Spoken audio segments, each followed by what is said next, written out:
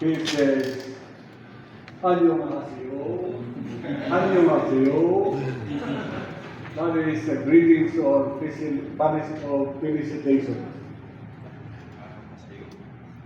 Nag-resort kami ng baw-baw dito kay para mga Tignaw and Convention Center. Mr. Chairman, distinguished colleagues of the Sangguniang Panaligan, our partners from the media, members of the Secretariat, ladies and gentlemen, good afternoon. Annyeonghaseyo. Layo pa rin puno ito.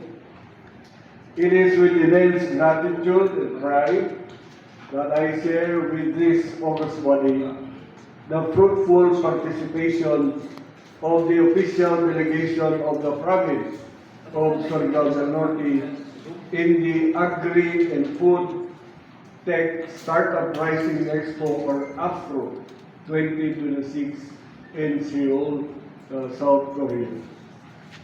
First and foremost, allow me to express our sincere appreciation to our Governor, Honorable Robert Lyndon S. Barbers, our Vice Governor, Honorable Eddie Dico Kianki Jr., and our Second District Representative Congresswoman Bernadette S. Barbers, whose leadership and unwavering support contribute to the continue to create opportunities for Surigao del Norte to learn from the global community. Kaya kami gutuma dito, si Parabikik, nagpalit ng ginseng, nagpactual, ipotid ng coffee, ang mga beauty products and fuel. Our delegation was deeply honored to represent not only Surigao del Norte, but also the entire island of Mindanao when I was given the impromptu opportunity to speak during the Connect stage of AFRO 2026 before delegates from Cameroon, Ghana, Egypt, South Korea, and the Philippines. It was a proud moment to showcase our province. I told them that our province is a first-class province, a mining province, known for its being a surfing capital of the country, and we have beautiful places to go to, and also that we have so many products that may interest South Korean investors. It is rich with agricultural resources, resilient people, and vast potential for investment, partnerships, and sustainable development. That is when I met Mr. Su Gun Kim. He told me that he was working for two presidents of the Republic of the Philippines, Mr. Ramos, President Ramos, and Mr. Aquino, and he has fondness of the Philippines because he acknowledged that during the Korean War, the Philippines sent 7,000 soldiers or more, and more than 1,000 perished. And that is why he told me that he is fond of the country. In fact, he even told me that if we want to export avocado, he would rather get it from the Philippines and other fruits than from Peru or South America because it is too far away. Our learning extended beyond the exposition halls, Mr. Chairman. During our visits to high-tech farms on the outskirts of Seoul, we witnessed how automation, smart farming, and precision agriculture are transforming productivity while promoting sustainability and efficient resource management.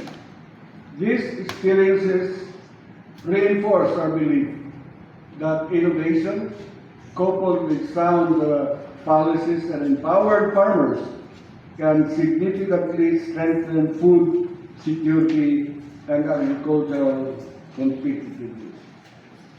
Today, we are still in the stage of artificial insemination, but in South Korea, they are now into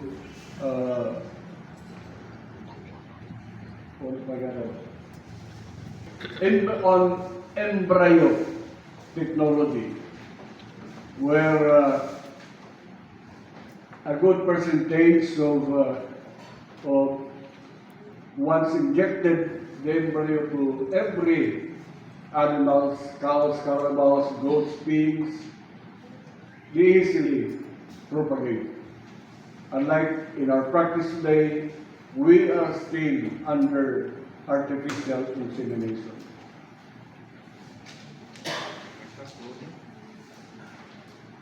Our courtesy visit to the Philippine Embassy in the Republic of Korea was equally meaningful. Through discussions with the OWA Labor Attaché and the Philippine Trade and Investment Attaché, we gained valuable insights into international cooperation, investment promotion, and trade opportunities. These engagements affirm the importance of building stronger partnerships that can help position Surigao del Norte as an attractive destination for responsible investments in agriculture and agribusiness. In fact, Mr. Chair, when we arrived in South Korea at the airport, we saw many contract farmers being employed in South Korea for the seasonal for farming season. I think we can also dwell on this and probably grab this opportunity for our people who have no jobs, for farmers who have no opportunities. This was done in the province of Dinagat Islands and other provinces of the country. Perhaps we can explore on this opportunity. Honorable colleagues, the greatest value of this mission lies in the journey itself, not in the journey itself, but in the ideas and opportunities we bring home. We learn from countries that have successfully modernized the agricultural sector. We now have responsibility to determine how these innovations can be adapted to the realities and needs of our province. As chairman of the Committee on Agriculture and Agrarian Reform, we commit to working closely with this honorable body, the Provincial Agriculture Office, who, by the way, was represented by our provincial agriculturist, Ma'am Ruby Lagahit, our local government units, who were one of which, the municipality of Placer, was represented by its Vice Mayor Napoli, and some members of the Sangguniang Bayan. Farmers organizations, cooperatives, and our development partners.